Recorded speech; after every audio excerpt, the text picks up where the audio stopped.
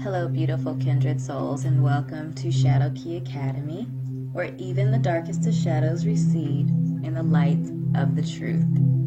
So today I'm starting a series of videos that will focus on various topics introduced in the series Squid Game. So today I'm going to be going over 3 lessons to learn from Squid Game, and then I'll have a sequence of other videos that will be continuing our lessons, and we'll be looking at various different other topics as well.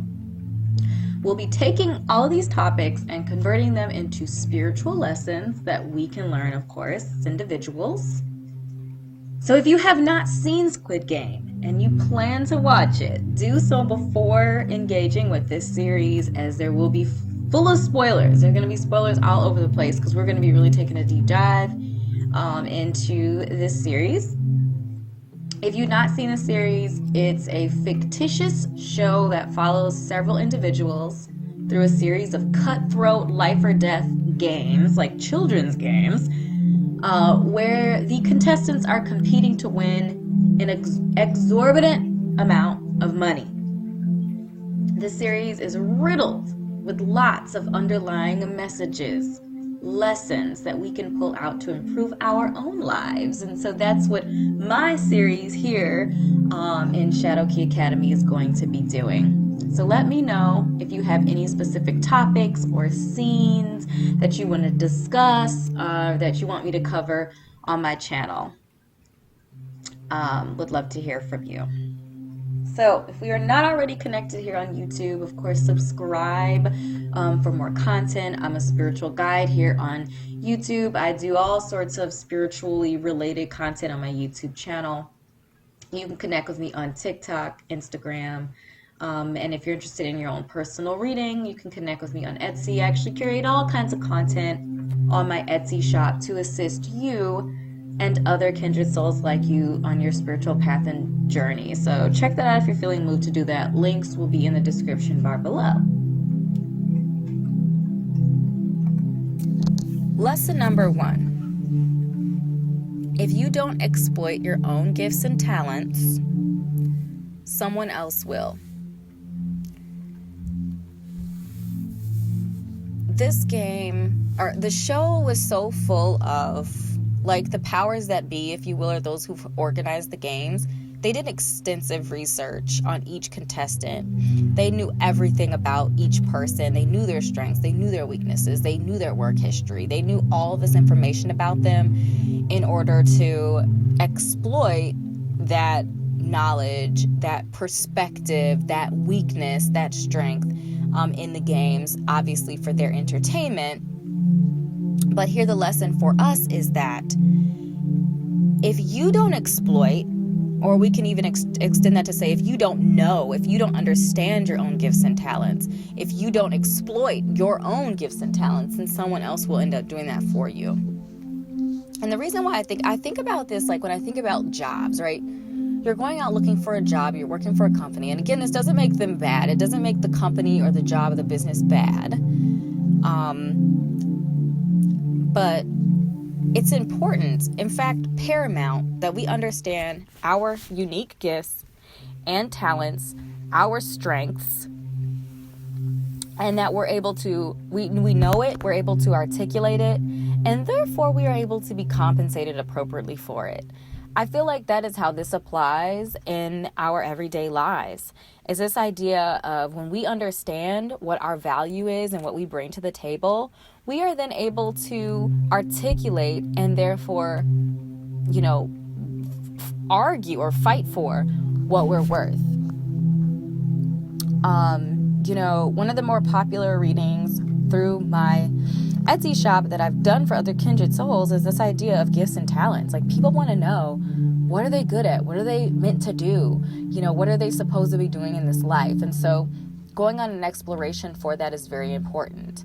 And making that accessible to my beautiful kindreds was the reason why I developed a worksheet that basically goes over all that I look for when I'm looking at somebody's birth chart, the various different energies that I'm looking at when I do the gifts and talents reading. And so I made that accessible through my gifts and talents worksheet. So check that out on Etsy if you're interested in that. The second lesson is to manage your resources with thought and care. So the reason why all of these contestants were in this very precarious predicament to begin with was because they weren't managing their resources out in the quote-unquote real world. And so to me, this is a lesson for us to make sure that we are staying out of debt. And if you're in debt, you're paying off debt so that you can get out of debt.